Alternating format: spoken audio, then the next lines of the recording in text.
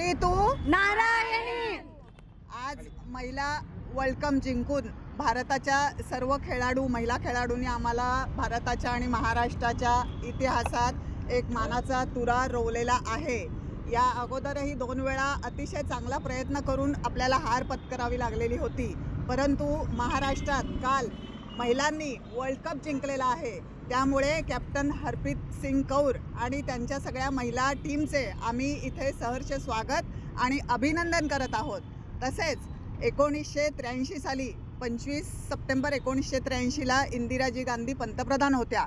त्यावेळेला आपल्यासारख्याच मीडियातनं BBC मधून फिरदोस इनामदार म्हणून एक पत्रकार होते, तर त्यांनी मागणी केलेली होती की एवढा प्रचंड मोठा पहिल्यांदा वर्ल्ड कप भारताने जिंकलेला आहे, तर सुट्टी जाहीर करावी असं भारत सरकारला त्यांनी आवाहन केलेलं होतं। आणि त्यावेळेला ती न्यूज इंदिराजींनी ऐकली आणि विदिन अ सेकंड त्यांनी भारताला सुट्टी जाहीर केलेली होती।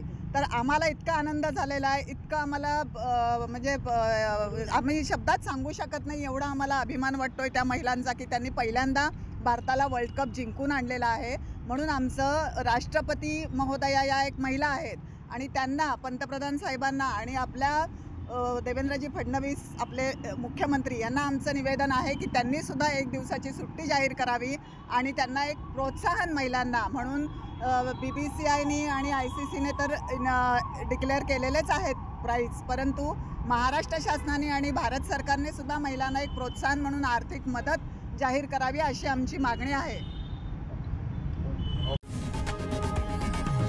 लोकशाही मराठी ऐका, पहा, जागरूक रहा।